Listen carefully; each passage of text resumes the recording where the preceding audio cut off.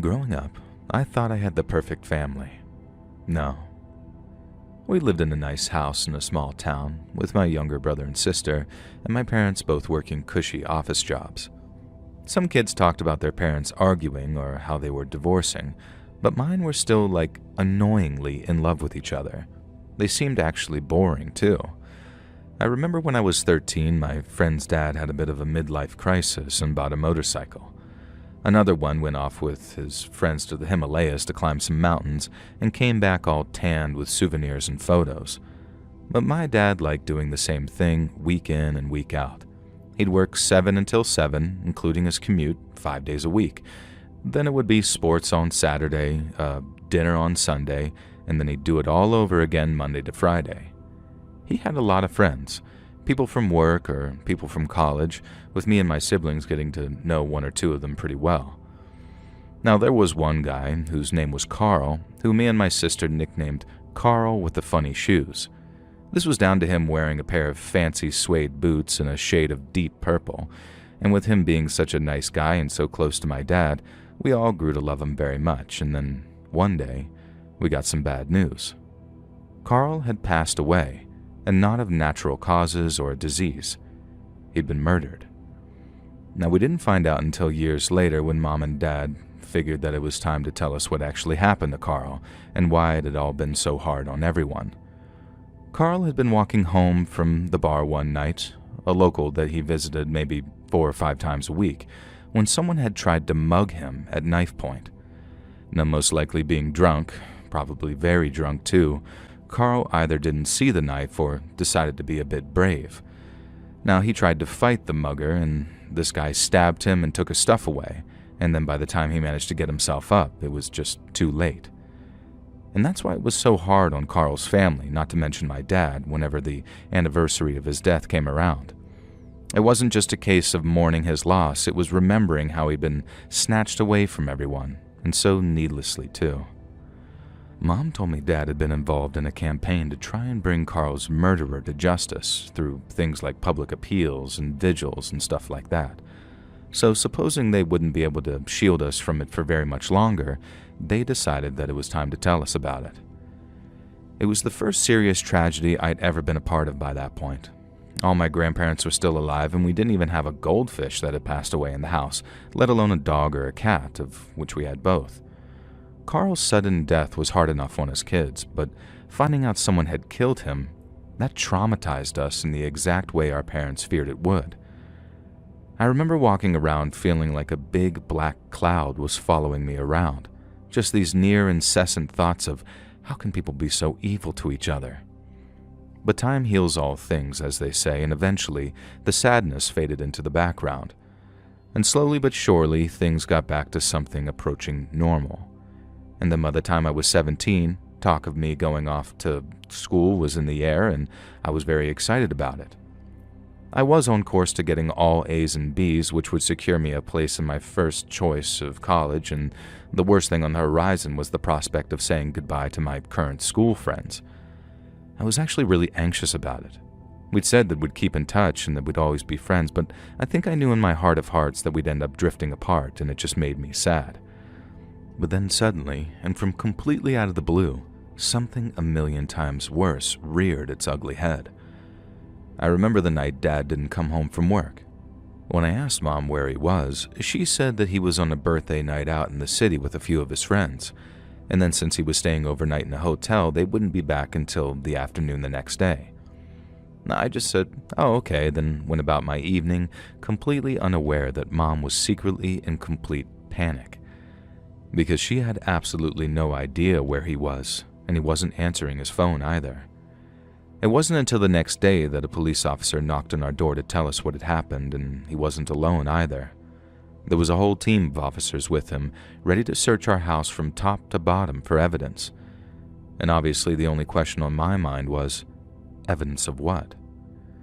While the police searched the ground floor, Mom made us stay upstairs in our rooms, and it was then that she found out that Dad had been arrested. The police told Mom that Dad had been arrested at work the previous day, and for a lot of different things too, but all the charges boiled down to 2 things: First, Dad was accused of trafficking Schedule I narcotics into the country on a massive scale. And secondly, Dad was being accused of conspiracy to commit murder.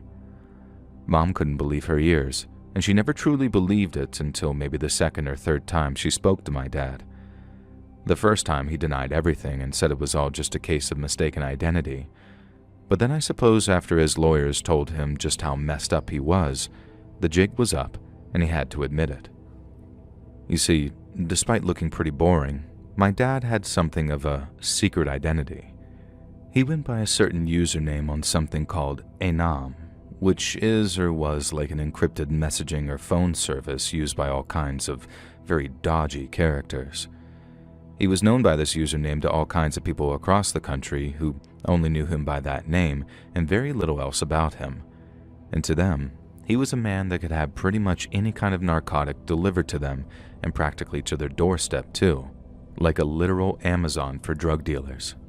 He'd been doing it for years too, stashing away the money in some account my mom didn't know about, and she didn't search his office like the police did, and why would she? She trusted this man to tell her everything. But even with how bad all the drug stuff was, it didn't shock Mom anywhere near as much as the conspiracy to murder, and mostly because of who it involved. At the time, I thought conspiracy to murder was only when someone hadn't been killed yet and the potential killers were only in the planning stages. But it also applies in retrospect too, and if the police can prove someone had a hand in the planning of someone's murder, they're charged with said conspiracy. Well, after decrypting these messages, the police found that Dad did truly have a hand in someone's murder. That of his business partner, after a mutual associate suspected him of skimming hundreds of thousands of dollars over the course of their arrangements. And that business partner was Carl with the funny shoes. His death hadn't been a robbery gone wrong. It had been bought and paid for by my dad and the people he did business with after they secured concrete proof that Carl had been stealing. I can't blame my dad for being angry, but having him killed, words can't explain how that felt for us. I'd watched my dad at Carl's funeral, hugging his family members and consoling his wife, and I know I was only young, but never once did I suspect him of feeling anything other than genuine grief.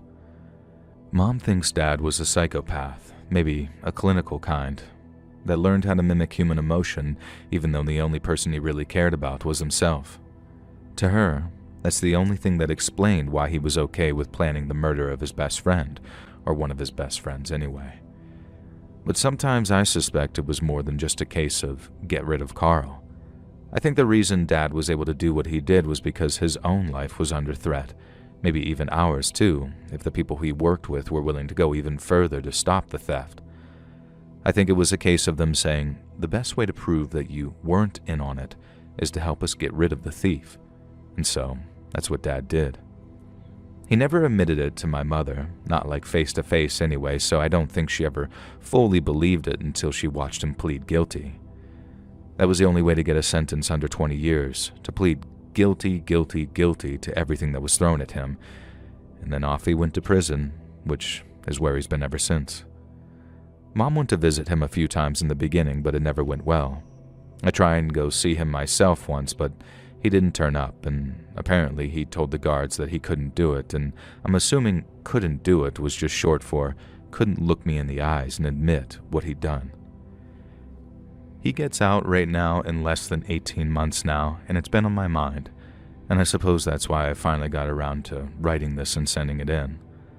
I know people aren't shy about letting their thoughts known in the comments too on your channel, so maybe some of your listeners and viewers can offer some advice on what to do and think and maybe even feel about it. I know I want to have some kind of familial relationship with him. He's the only dad I've got after all, but I just can't see myself forgiving him for what he had done to Carl, or the danger he put our whole family in during that time that he held a very secret identity.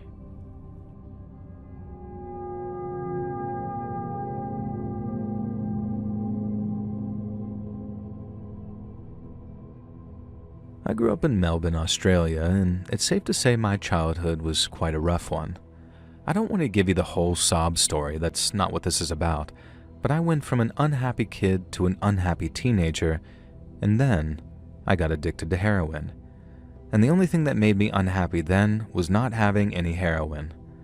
I didn't need to swallow my pride to start robbing houses. I didn't have any left by the time that I'd run out of things to sell. I was a 26-year-old man with nothing to lose but my life and my freedom, and since neither really mattered to me anymore, I took every available opportunity to make some cash. Like this one time when a junkie mate of mine sniffed out a potential score while mooching off his brother-in-law. He'd been up to his old tricks while staying with his sister and her husband because after he'd found out his brother-in-law worked in gold, he went sneaking off into his office while they were out to see if he could find any. There obviously weren't any gold bars sitting around this bloke's desk, but junkies don't give up easily, so he went through this guy's entire setup before he came across something useful. And was it ever? He found a list of gold shipments to private citizens all over Australia, and it took him on a bit of a roller coaster. At first, he thinks he's on to something, but when he sees how small all the amounts are, he realizes it's not worth to burgle an entire house over such a small amount. But as he's reading, he's realizing something. About 24 of the smaller amounts listed had all gone to the same address, and all in the space of the last 18 months or so. He does a little bit of mental maths and then realizes that there might well be about $2,000 dues worth of gold stashed away in this guy's house somewhere, and that is worth the risk. The only problem is, he's putting on the Reformed Junkie Act over at his sister's and can't slip off for a whole night without breaching the little drug-free arrangement they had going on. So in exchange for a small cut of the loot, he was willing to give me the address so I could burgle the place. I agreed. He gave me the address, and then off I went to case the place.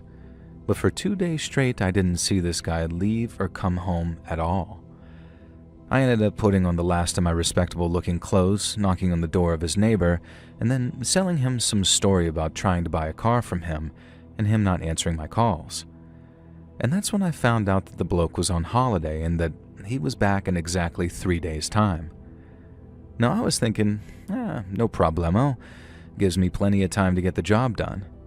And then that night, I broke in with another junkie mate of mine since he had all the know-how about disabling burglar alarms. Now, we're not just there for the gold. We're looking for just about anything we can sell.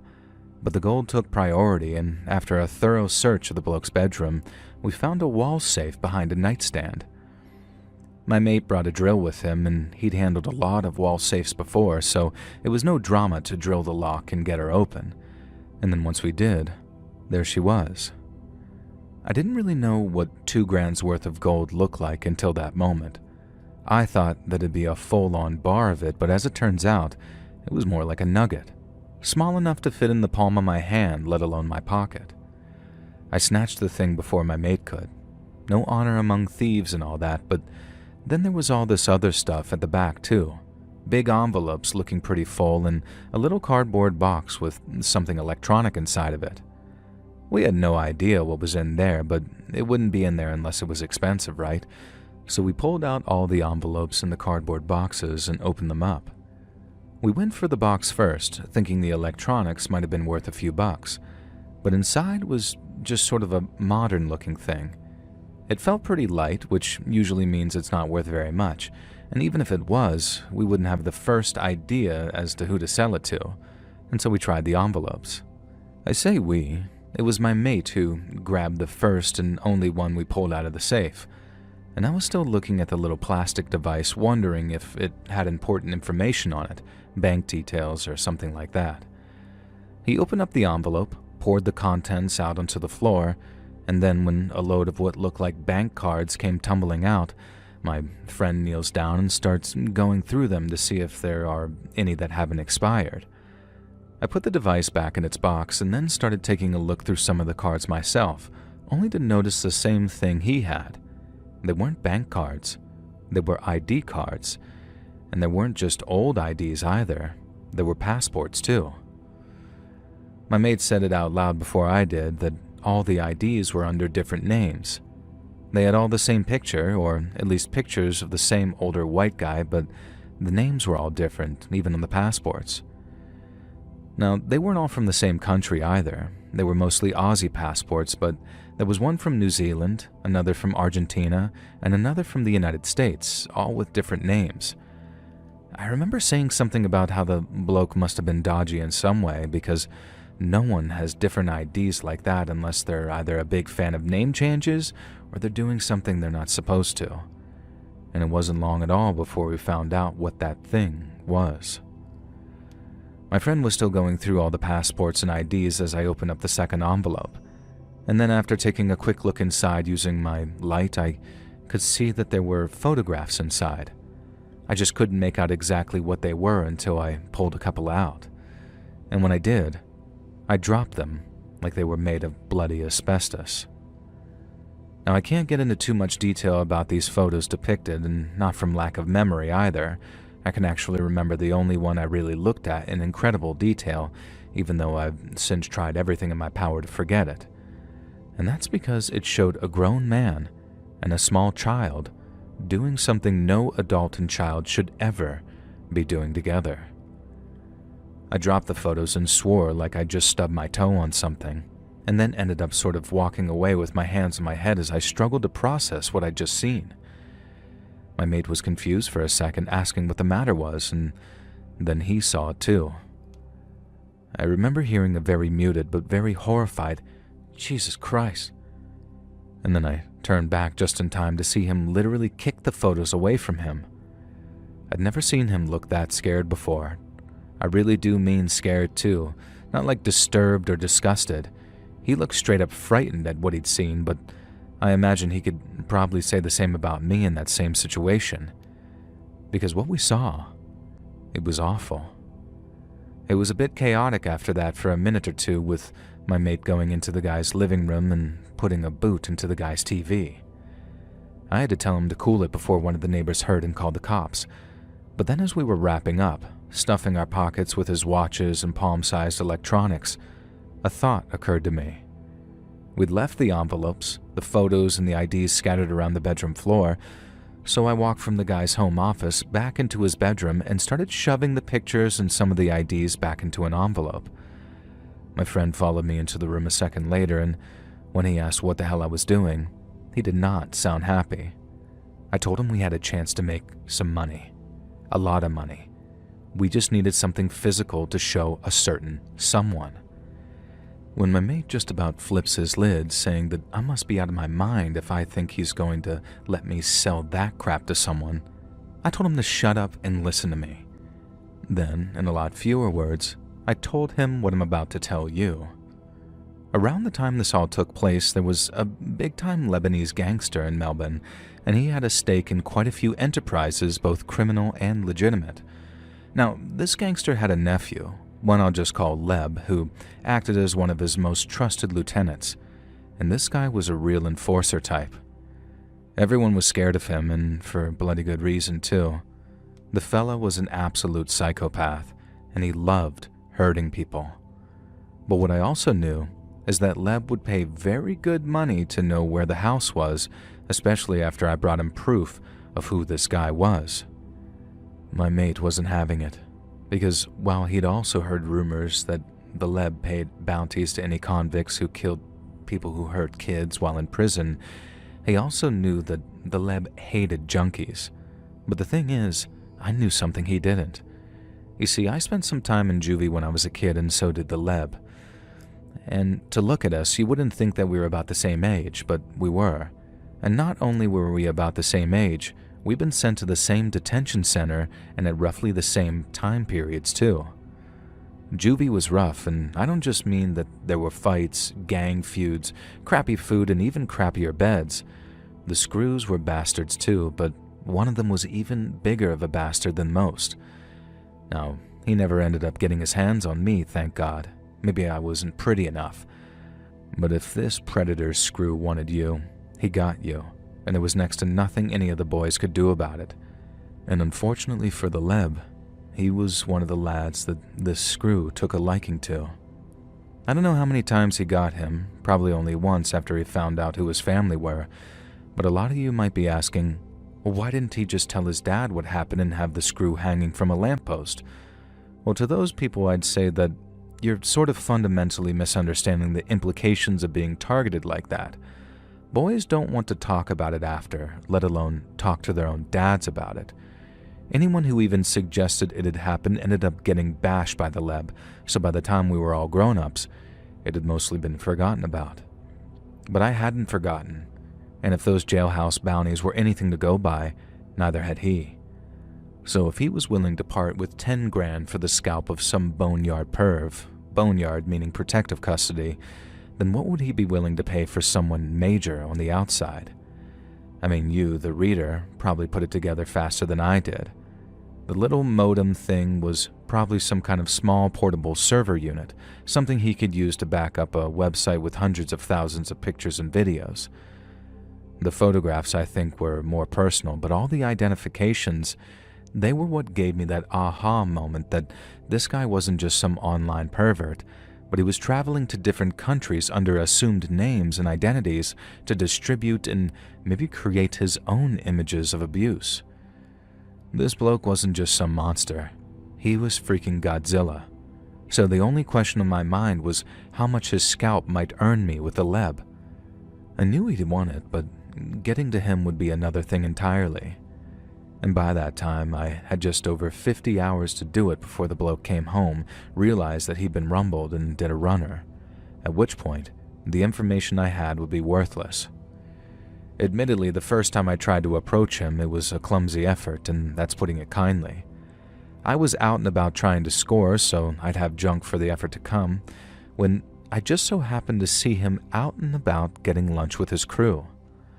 Not wanting to miss the opportunity while it was right in front of me, I ended up running across a busy street shouting his name, and then before I even really got close, he told me to screw off before he aired me out, and did it so angrily that I knew I'd fluffed my chance. Not that a public place was even nearly the right place for a conversation like that, but the point is, I dropped the ball. The next thing I tried was approaching a cooler-headed member of his crew to see if he'd pass a message along for me. But then, the only way that I knew how to do that was through a nightclub that he ran security for. He didn't so much oversee the club's security as he did the sale of pills and baggies, but again, the problem was getting to him. After fairly recognizing I was a scumbag junkie, a member of the club's door staff stopped me from entering, but after pleading and persisting for longer than I'd care to admit, the guy relented and said that he'd call his boss.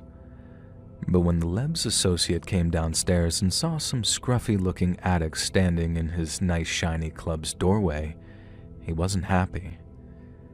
Now, I tried to keep it short and sweet, so the first thing out of my mouth was, "I've got a business proposal for you." But that just made him even angrier.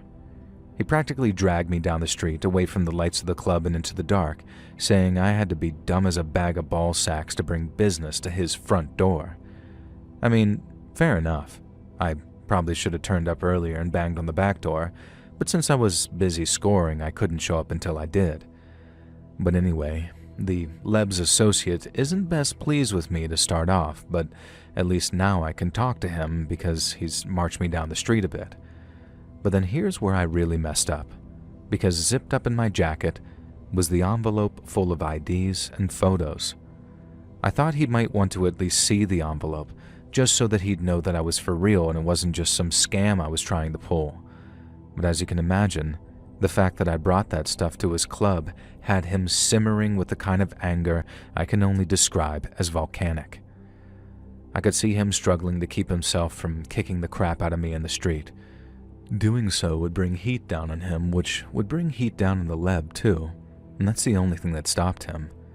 He said if he ever saw me again, I was a dead man, and then he walked back to the club and walked inside.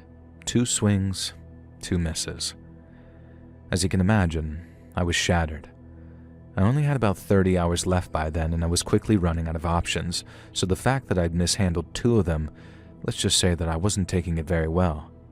I needed a fix, and I needed it badly, but I also knew that spending time nodding out under a bridge probably wasn't the best use of it. It also wasn't a good idea just walking around with a bunch of child abuse imagery zipped up in my jacket, because if I was caught, I'd probably get more time for that than the heroin. And so, with all that going on through my head, I made an executive decision. I was going to head directly to the leb's house, get inside somehow, and talk to him directly. Pretty much anyone who was anyone knew where the Leb lived, and even though he lived in one of the nicest suburbs in Melbourne, his place made all the other homes look like dollhouses. It was in this big compound with high walls and a solid electronic gate at the front, not a barred one. The house was a floor taller than everyone else's, but the top had these big panel glass windows, almost like a watchtower so we could look out over the city and see who was coming. But I couldn't have that. I couldn't have anyone see me coming or I'd never get inside. And so I went right around the back of the place, out to this little strip of bushland where the back wall was, and then I climbed a tree, lowered myself onto the top after scrambling along one of the thicker branches, and then dropped down into the Leb's backyard. It was about 2 o'clock in the morning by that time, so very dark out and very quiet too, as I crept through this big, beautifully tended garden. I kept my eyes peeled for any security on patrol, but then, as I'm creeping towards the pool, I look up, and there on the other side, sitting in a lounge chair, is the Leb. He hadn't spotted me, and I obviously didn't want to scare him either, so the only thing I could think to do was stop creeping, stand straight up, and then walk really slowly along the path until I was lit up by the pool lights. And then once I'd done that, I said his name to get his attention. When he heard me speak, he didn't jump.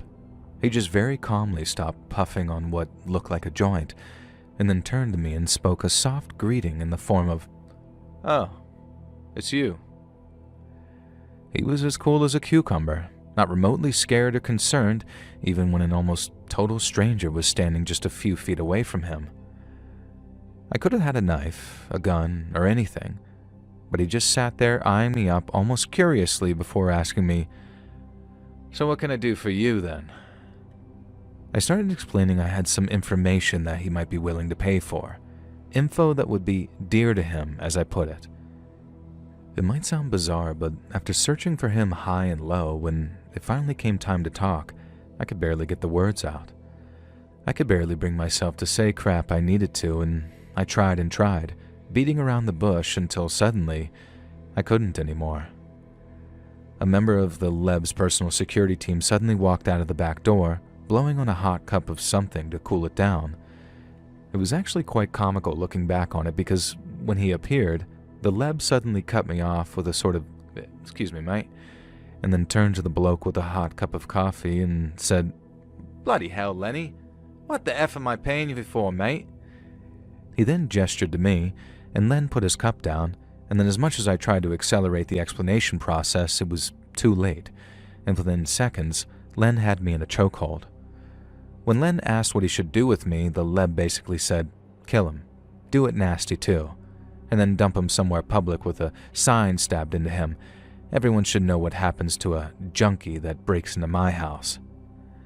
And as I was being dragged away by Lenny, the security bloke and one of his mates, I sounded like I was stark raving mad. I was shouting about photos and passports and burglaries in the club, and none of it made sense. And then I remembered something. Back in juvie, the Leb had a nickname. I won't say it, but I remembered it, so I said it, and I said it loud. When the Leb called out for them to stop and let go of me, I felt a wave of relief wash over me, the likes of which I'd never experienced before and haven't experienced since. I could tick off all the cliches like feeling weak in the knees or breaking out in a cold sweat, but for me, it felt like God just winked at me, saying, "You're all right, mate. I've got you." I turned around, absolutely shaking, then was finally able to take the envelope out of my jacket, tell him why I was really there in just half a dozen words. "I got a predator for you." The Leb sat me down as he peered into the envelope. He didn't take any of the photos out, but he saw them, and all I remember thinking was, he's not scared at all. But then again, it wasn't the first time he's seen it, if you know what I'm saying. He was way more interested in the IDs, and like me, they're definitely what convinced him that this guy was like a major figure and not just some small-timer. Also, none of the addresses on the IDs were the one we burgled. There had been some with that address, but I'd removed them so as not to give it away. The Leb asked about it too and said that he could just try all those addresses until he found them, but I promised him that wasn't the case. And while I wasn't after a heap of cash in exchange for my services, a generous enough amount would most definitely loosen my lips. I obviously didn't quite phrase it like that. I was so frightened that I was monosyllabic, but I did think that I made a very persuasive argument in my own special way. The only trouble was, the Leb didn't see it that way at all. I remember him going very quiet when I started talking about money, a tried and tested negotiation technique to try and force me to lower my price sort of thing. I hadn't actually named a price, but his attempt to sweat me worked anyways, and I ended up proposing a split. A bit of money now, and the rest when my info comes good and he bags himself a predator to string up or burn or God knows what with. But like I said, the Leb had other ideas. We'd already had a little catch-up after I'd used his nickname from juvie. He wanted to know how I knew it, what my time had been like there, and how I'd been doing since. And that's how I got a first-hand taste of his hatred for junkies. He very openly said stuff to the effect of, "How could you have let yourself go like that?" And to be honest, I didn't really have an answer for him. He was visibly disgusted by me, and to be honest, I can't blame him for that either. But the juvie connection meant that I'd secured an audience with him. Yet although he'd looked through the envelope and decided he did want the guy's address, he didn't want to offer me a single cent for it, and instead, he proposed another trade. Give him the address, or die. It was a very simple decision if I'm being honest. Now, I'd like to say that I tried to bargain with him, or that I gave him any kind of pushback at all, but I was in no position to bargain, not after sneaking into his yard looking like I did. And so I did. I told him, and I didn't lie either. There was really no point. If the Leb wanted me found after sending him to the wrong address, he'd have me hunted down and skinned. And so I told him the truth and then left with nothing. I mean, I didn't end up with nothing. I still had my gold nugget, the cash from pawning the watch I stole, and a bag of brown to get me through the rest of the night. But my genius plan to make thousands of dollars had fallen through completely, and all because I was too desperate and too stupid. If I'd have had more time, then maybe I'd have been able to pull something off, but it didn't matter by then anyway. And as I'm sure you'll agree, I was lucky to still have my life. Life went on as normal after that for a while, at least as normal as it gets for a semi-functioning heroin addict whose life is slowly falling apart. And then one day, I'm out on the hustle when a big black car pulled up next to me, and after the window rolled down, the driver told me to get in because the Leb wanted to speak to me. I didn't say a word in argument, I just did as I was told, partly because I think I kinda knew what was coming, or at least I was hoping for it, but mostly because I didn't have a choice. I was driven somewhere subtle. I won't say where, but there was the Leb, and he looked strangely happy to see me. This was obviously on account of what I'd done for him, and by his own admission, he was only that frosty with me back at his house because there was a chance that I could be lying to him. Junkies are scammers. It just comes naturally to us. We lie to make money, we lie to keep secrets, and sometimes we lie just for the hell of it because who cares, you know? But in my case, every word I told him was true, and when he sent his boys over to the address I'd given him, they saw it all for themselves. When he got the word, the Leb had them camp out in the bloke's house until the next morning, when the guy was due home. And then after he walked inside, totally oblivious to what had been going on back in Oz, they nabbed him. The Leb told me he lasted for days before his heart finally gave out. I wasn't kidding when I said the Leb was a psycho, and the whole time he's telling about it, he's laughing and doing little impressions of the guy as he's being tortured.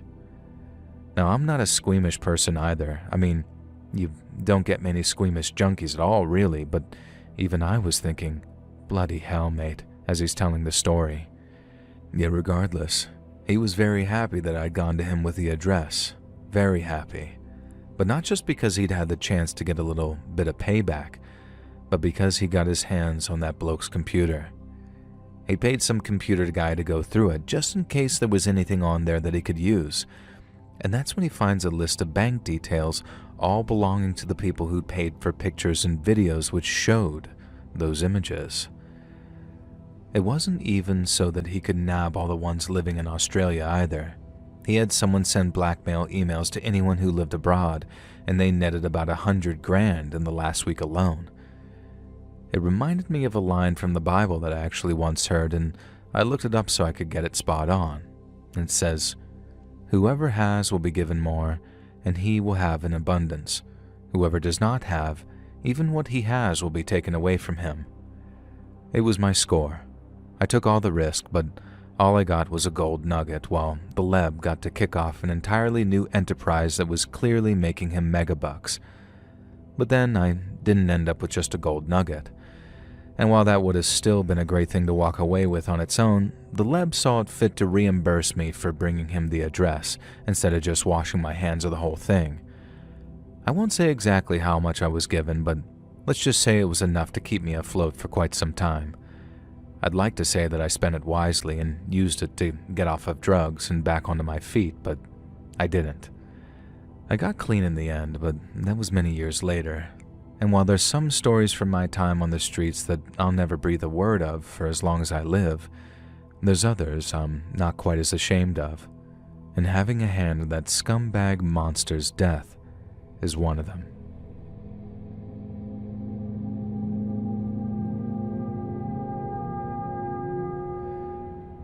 My grandpa came over to Cuba from Spain in the late 40s after the war ended.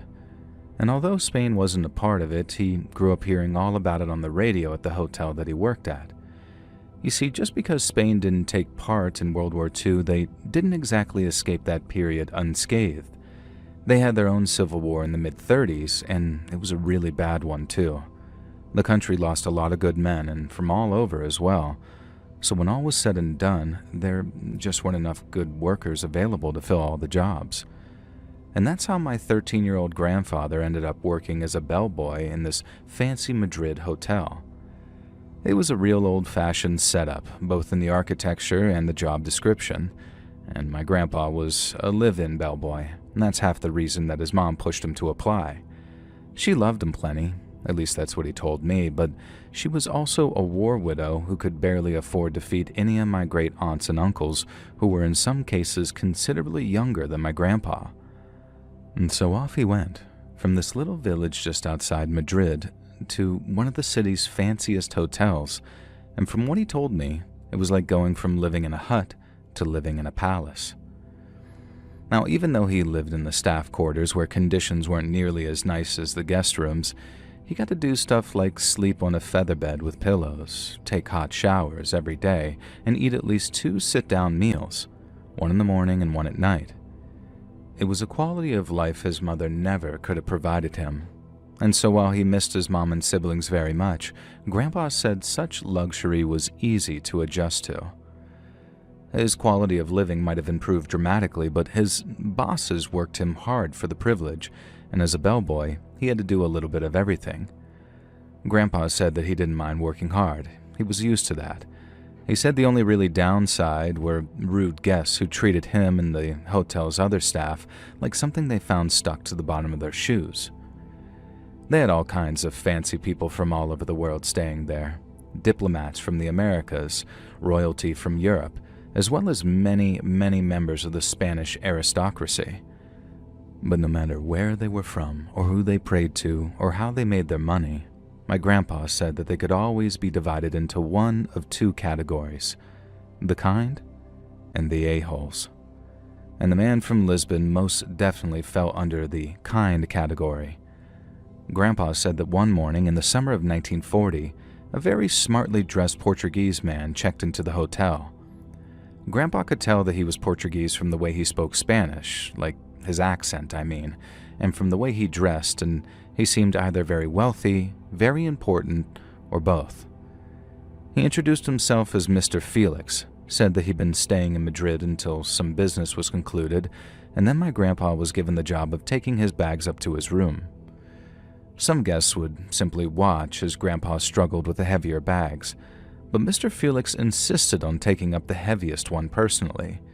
He was strong and gentle and smelled of expensive cologne, and then once his services were no longer required, he slipped my grandpa a few pesos to say thank you. That was only the second or third time Grandpa had ever received a tip from anyone, but he assured me that Mr. Felix's generosity wasn't the only thing that made him so popular.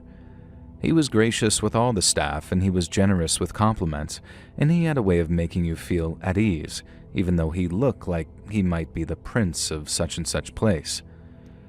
Mr. Felix was staying indefinitely, much to everyone's delight, since he didn't quite know when his business in Madrid would be completed. So he was still a guest of the hotel when a delegation of German scientists arrived from a Berlin university.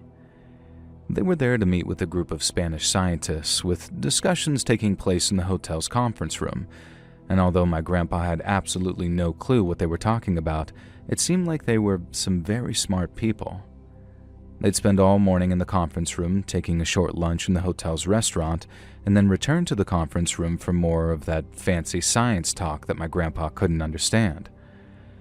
But then in the evening times, even if they all went out to dinner someplace in the city, they'd always return to the hotel bar for brandy and cigars. Mr. Felix also liked to hang around the hotel bar after dinner, and with him being such a friendly, sociable kind of guy, he gets talking to all these German scientists about who they are and what they're doing in Madrid. Apparently, Mr. Felix was not only a talented pianist, but he was quite the party animal, at least for his day anyway, because within a few hours of drinking and puffing on cigars, he had them all gathered around a piano, singing songs and laughing together until late into the night. Mr. Felix made a phone call as the night wore on, and then Grandpa said maybe 30 minutes later, a car full of beautiful ladies showed up to have drinks with the scientists. Now, he said it was the wildest party he'd ever seen in that old hotel bar. Nothing raunchy, just drinking and dancing and what have you. But inevitably, when the party was over, and such is the way of the world, some of those young ladies just so happened to accompany some of the Germans to their rooms. Maybe an hour or so goes by, and my grandpa used to work the night porter shift sometimes, and he's sort of sitting in the lobby trying to stay awake when he hears a scream. He and this other member of the hotel staff go running upstairs, only to find one of the young Spanish girls out in the hallway, sobbing her eyes out and nothing but her delicates. The scientist that she'd been with had carried on drinking while back in the room, and then, after walking out into the room's balcony, had started serenading Madrid's sleeping citizens.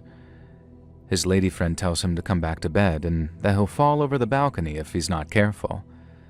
She said he spun around on the spot like he was about to start singing to her, but then after leaning back on his little spin a little too hard, he lost his balance. He fell back, hitting the railing so hard that the momentum just carried him over, and then down he went, all 4 stories, but not quite to his death. After his fellow scientists rushed to the man's aid, they found that he was still alive, but he was barely hanging on. Grandpa heard that they rushed him to the hospital, but then they put the guy on a plane so they could fly him all the way back to Germany and to one of their top brain surgeons they had there. It was the most distressing thing to happen to the hotel for quite some time, and my grandpa assumed that that'd be the end of their conference. But then, I guess, having the kind of clinical minds that they did, they decided the conference had to continue even if they were a man down. From what Grandpa can remember, the mood in the hotel bar that night was pretty somber.